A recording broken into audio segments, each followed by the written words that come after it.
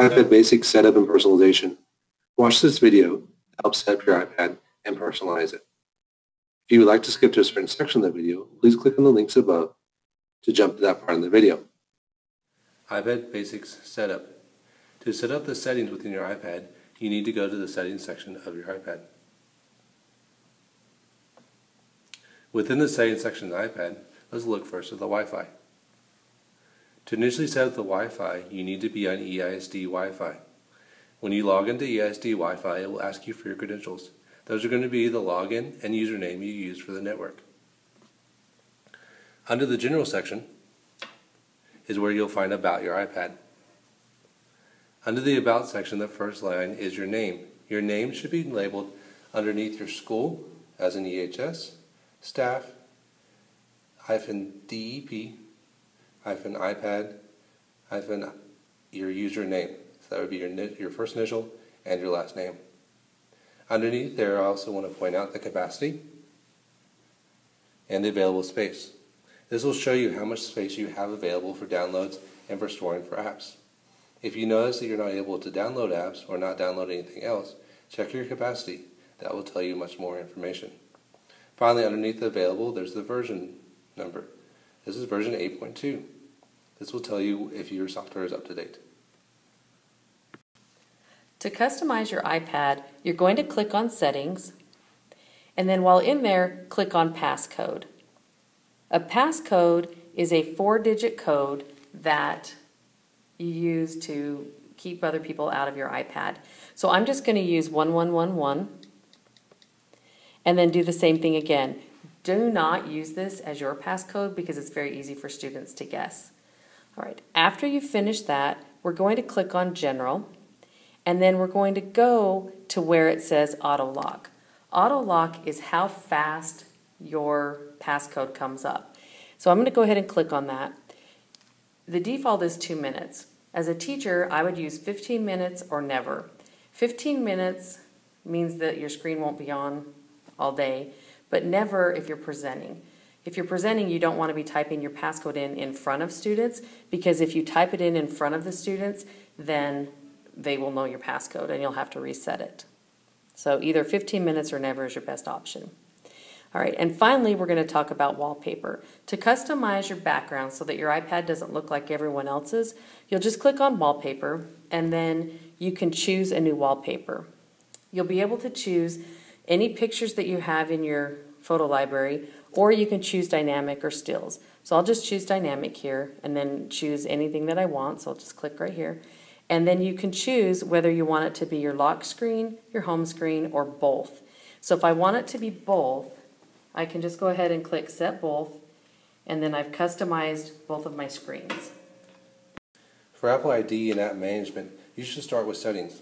In Settings, you should have already been signed in to your Apple ID and your iCloud. To check that, go to iTunes and App Store. And under there, you notice that there is a blue link that says Apple ID and your email address. Notice this is an email address, and so that will be one of the ways you'll be able to know it's an Apple ID.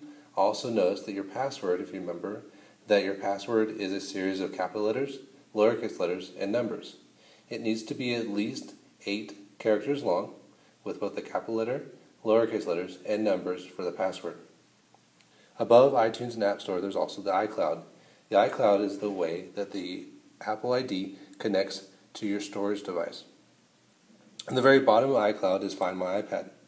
Notice that Find My iPad is turned on. It should be turned on. That way, if you ever do lose your iPad, we can find it using the Find My iPad app. Also notice that Find My iPad is turned on here by notice of the green. Secondly, on Find My iPad, the Send Last Location is turned off. We want to go ahead and turn that on. That will actually send an Apple, and Apple will continually monitor where your iPad is, so that way if you do lose it and it goes offline, we know a good starting place to go. So that was an iCloud and also your App Store. Now, when you get done with your Apple ID and your iCloud, you want to make sure you sign into self-service. Now, self-service is the way that the district manages your apps. So self-service is found on this icon like this. This is a self-service app. And when you create an Apple ID and sign in, you can then continue on to the self-service app. And in the self-service app, you need to accept the VPP invitation, the Volume Purchase Program invitation. To do that, you click Accept. Once clicking Accept, you will click Accept one more time on this screen, right here where it says Accept Invitation. After clicking Accept Invitation, it will go through a series of prompts.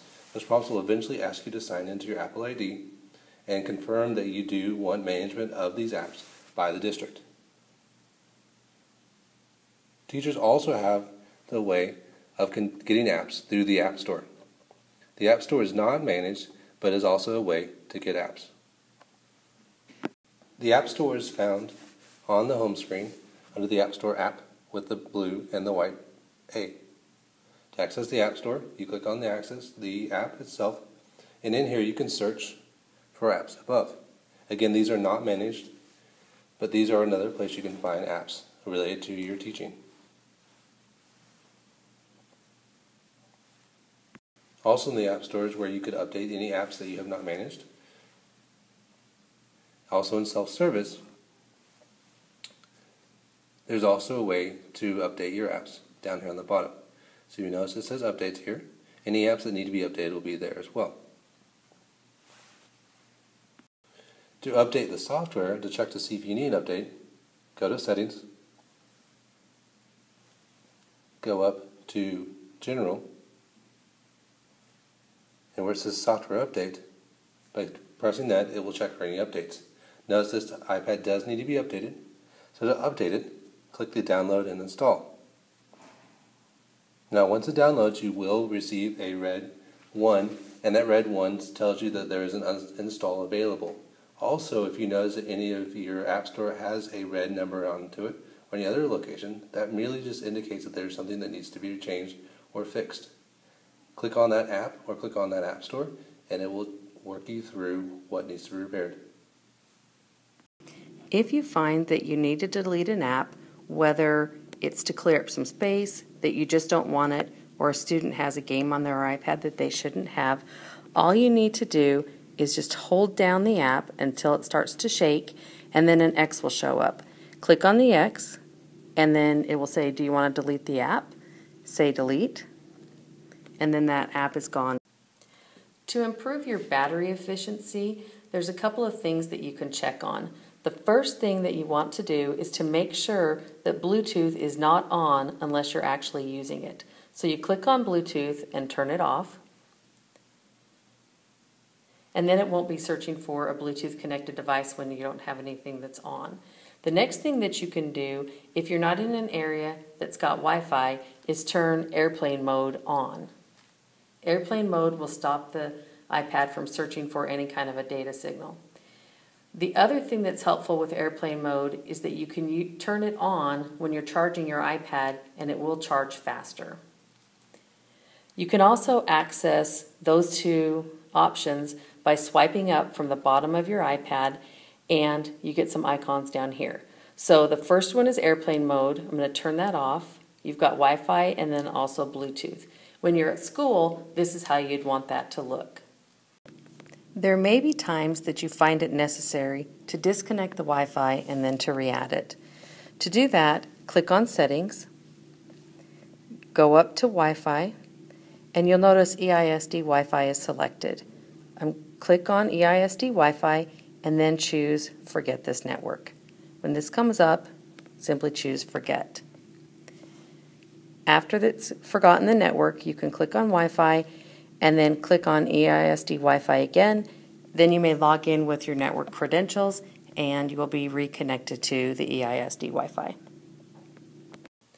If you're using an app that asks for your location services and you haven't turned it on originally, you can go into the settings menu and then click on Privacy. Then Location Services is at the top and you can choose to turn it on. While you're in there, you'll also see a list of apps that have asked for your information. You can either allow or deny at that point. If your iPad is running slowly, one of the things that you need to check is to make sure that you don't have multiple windows open. To do that, you're going to double click on the Home button, and then it will show you all the windows that you have open, a cascade.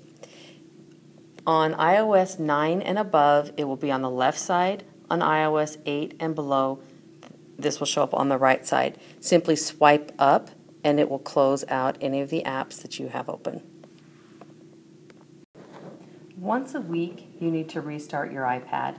If you're working with a student's iPad and it just doesn't seem to want to work right, it's an excellent idea to start by restarting their iPads. To do that, you're going to hold down the power button for approximately 3 seconds. Then you'll see a screen that says slide to power off. So simply slide across and it will turn off the iPad. Turn it back on and they're ready to work.